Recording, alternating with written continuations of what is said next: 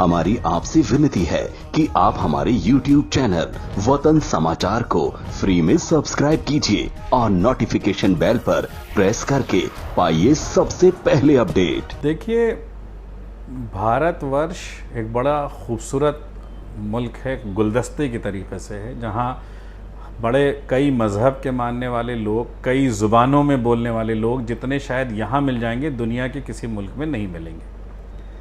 लेकिन एक बात हमें ये भी समझना पड़ेगा, जैसे अगर मैं पूरे भारतवर्ष को एक इंसानी जिस्म ले लूँ, बॉडी ले लूँ, तो वो बॉडी हेल्दी और परफेक्ट तब तक नहीं हो सकती जब तक उसके सारे ऑर्गन्स, चाहे वो सर हो, दिल हो, पैर हो, हाथ हो, सब मजबूत होंगे तो मजबूत बॉडी कहलाती है। उसी तरीके से हमको ये समझना चाहिए कि अगर हम भारत से मोहब्बत करते हैं, अगर हम अपने मुल्क को सुपर पावर बनाना चाहते हैं, तो हमें इस बात का ख्याल रखना पड़ेगा कि मुल्क के वो तमाम लोग जो पिछड़ गए हैं, ज़ात पात के एतबार से पिछड़ गए हों, रिलीजन के एतबार से पिछड़ गए हों, पैसे के एतबार से पिछड़ गए हों, जोग्राफिकल वजह से पिछड़ गए हों, इन तमाम वंचित लोगों को, तमाम पिछड़े लोगों को, जो लोग सेटल्ड लोग हैं चाहे जिन वजह से हैं, उनको इस बात का बड़ा ख्याल रखना पड़ेगा कि हम इन तमाम लोगों को देश की मुख्य धारा से जोड़ें। अब ये सिर्फ बात दलितों की नहीं है।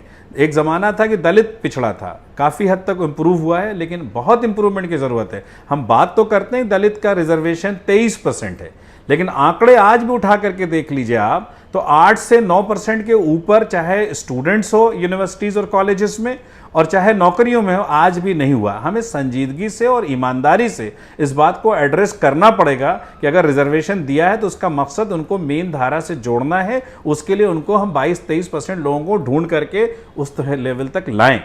बात अगर हम मुसलमानों की करें, 22-24 करोड़ पॉपुलेशन अगर किसी मुल्क की अगर किनारा लग जाएगी तो वो मुल्क तरक्की कर ही नहीं सकता। तो अगर हमको भारत से प्रेम है तो हमें ये देखना पड़ेगा कि मुसलमान जिस वजह से भी पिछड़ गया हो और उसको किस तरीके से मुख्य धारा में लाया जा सकता है, कैसे उसको एजुकेशन दी जा सकती है, कैसे उसको नौकरियों से जोड़ा जा सकता है, कैसे उसको एम्पावरमेंट किया जा सकता है, कैसे उसको बिजनेस दिलाया जा सकता है। इस तरफ उनको सोचना पड़ेगा, जो एस्टैब्लिश्ड लोग हैं, जो ऑलरेडी सिस्टम को चला रहे हैं, उनको सोचना पड़ेगा। बैकवर्ड्स में लोग छूट गए।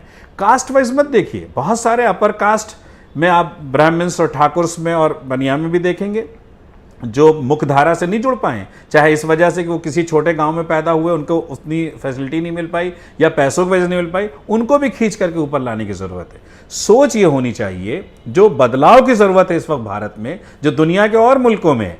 दुनिया के मुल्कों में आप देखेंगे बड़े बड़े बिजनेसमैन करोड़ अरबों का जब बिजनेस कर लेते हैं तो अपनी बड़ा पैसा अपना निकाल करके चैरिटी की शक्ल में, एनजीओ की शक्ल में देते हैं कि समाज के उन लोगों के काम आए जो मुख्यधारा से नहीं जुड़ पाए। भारत में इस बात की हमें कमी दिखलाई देती है। हमें कैपिटलिज्म के नाम पे बिजनेसमैन जो 10,000 करोड़ का है वो 50,000 करोड़ का बनने की तो कोशिश करता है, लेकिन जो उसकी कॉर्पोरेट सोशल रिस्पॉन्सिबिलिटीज है वो नहीं पूरा करता। उसमें संजीदगी की जरूरत है। उसी को मैं नेशनलिटी मानता हूं। जो असल नेशनलिटी मानता हूं वो इस बात की है कि आपको यह ख्याल रहना चाहिए कि हमारा पड़ोसी, हमारा रिश्तेदार, हमसे जान पहचान रखने वाला अगर किसी से छूटा है तो हम अपने रिसोर्स में से, पैसे हो या जो भी, अपने रिसोर्स में से उसकी इस तरीके से मदद करें वो भी खड़ा हो जाए। जब 125 करोड़ आदमी अपने पैर पे खड़ा होगा तब भारत सशक्त और सुपर पावर बन पाएगा।